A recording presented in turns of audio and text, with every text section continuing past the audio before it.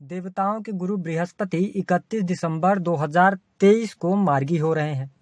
तो बृहस्पति के मार्गी होने का प्रभाव मीन लग्न या मीन राशि वालों पर किस प्रकार से देखने को मिलेगा।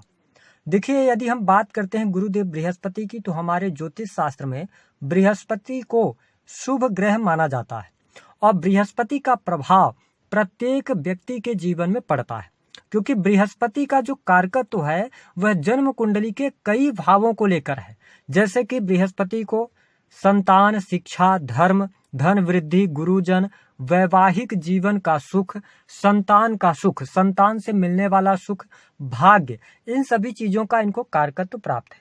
तो बृहस्पति देव पहले तो मीन लग्न या मीन राशि वालों के लिए यदि हम बात करें तो 2023 में ये पीड़ित अवस्था में चल रहे थे। राहु गुरु का चांडाल योग बना हुआ था, जिसके कारण आपके जीवन में परेशानियां ऑलरेडी चल रही थी। एक तो दूसरी बात यह थी कि आपके ऊपर शनि की 7.5 का प्रारंभिक चरण भी चल रहा है, और जैसे ही गुरुदेव बृहस्पति राहु के पाप प्रभाव से मुक्त हुए, वैसे ही ये क्या हो गए, वक्री हो गए, जिसके कारण मीन लग्न और मीन राशि वालों के जीवन में बहुत सारी समस्याओं का भी सामना करना पड़ रहा था।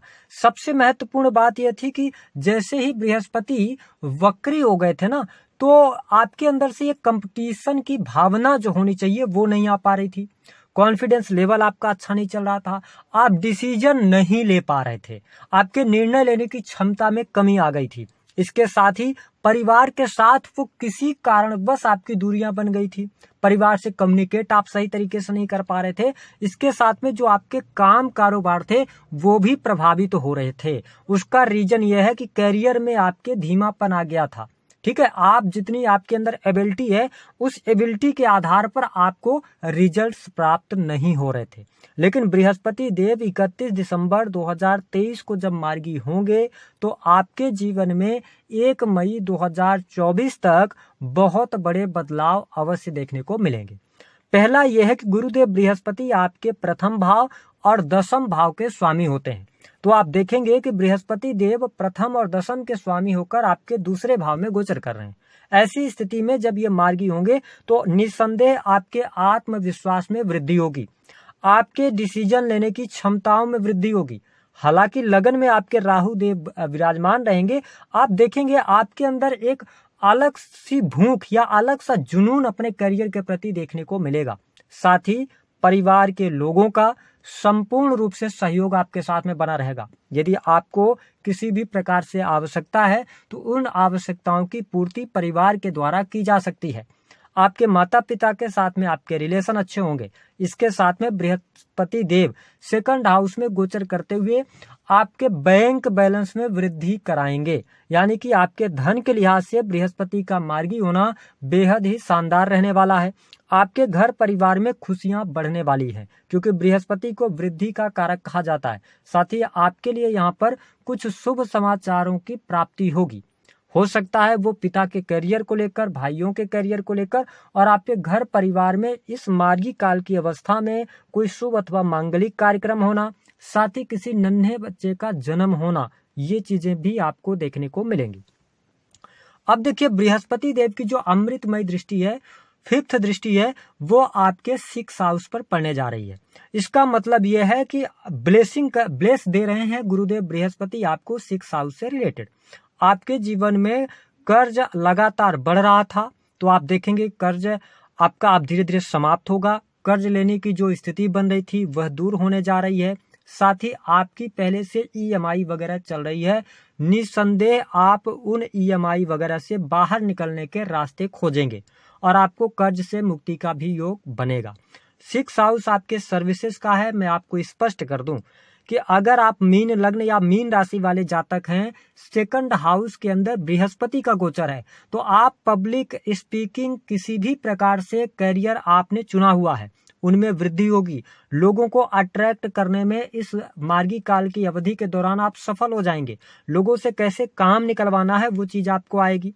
साथ ही बृहस्पति देव 6th हाउस को देख रहे हैं, तो जो लोग फिनांस के सेक्टर में हैं या एजेंट वगैरह हैं, किसी भी चीज के MR वगैरह हैं, जहां पे आप पब्लिक को आपको डील करना पड़ता है, कम्युनिकेशन के फील्ड में हैं तो यहाँ पर आपके व्यक्तित्व में निखार आएगा और आप लोगों को अट्रैक्ट करने में सफल हो जाएंगे।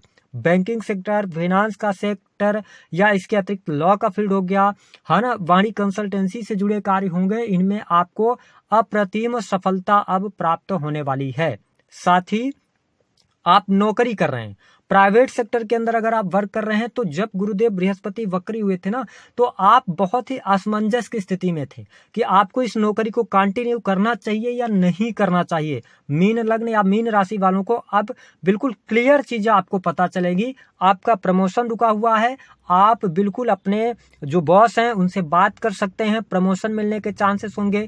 कंपटीशन में सफलता आपको प्राप्त होगी, कोई कॉम्पिटिटिव एग्जाम देते हैं आपको उसमें सफलता प्राप्त होगी। शत्रु संबंधित परेशानियां आपकी समाप्त होने जा रही हैं। इसके साथ में देखें कि गुरुदेव बृहस्पति की जो 7वीं दृष्टि है वह आपके अष्टम भाव पर पड़ रही है।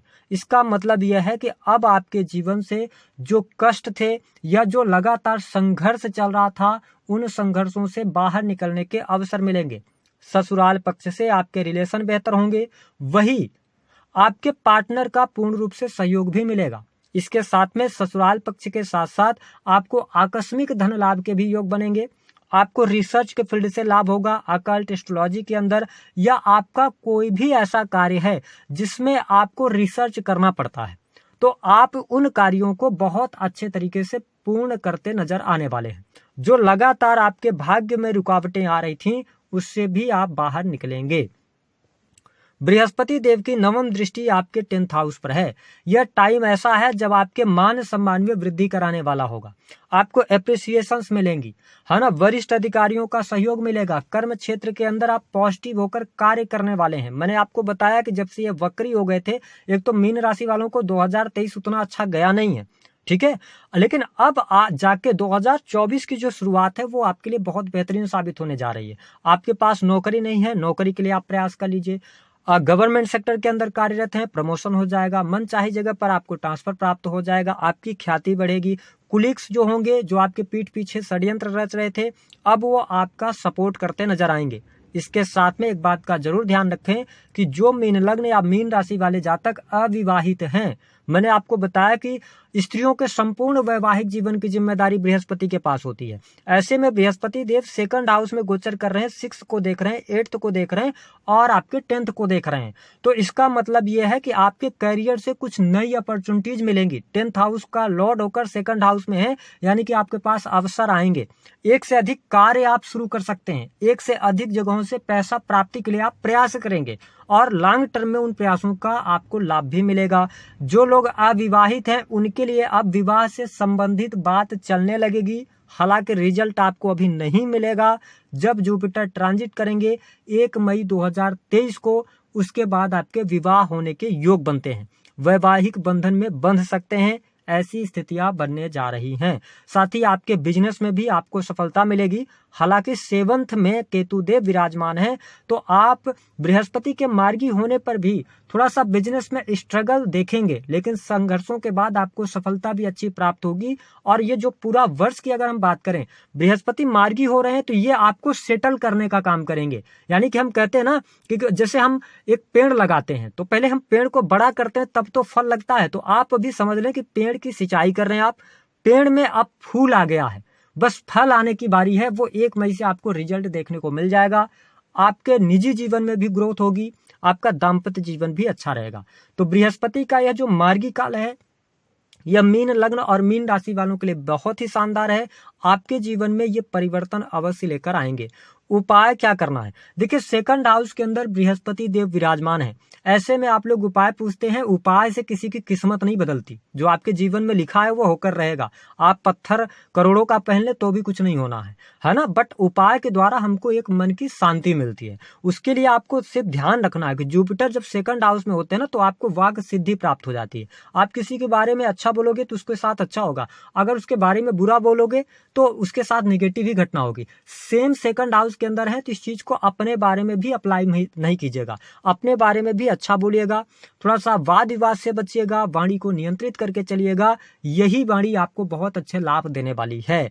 तो दी गई जानकारी पसंद आए तो वीडियो को लाइक करें। बृहस्पति के मंत्रों का जप कर सकते हैं। लगन में राहु देव विराजमान है तो मैं यही कहूंगा भगवान भोलेनाथ की आराधना कीजिए, तो आपको मानसिक तौर पे भी शांति मिलेगी, यानी मानसिक सुख भी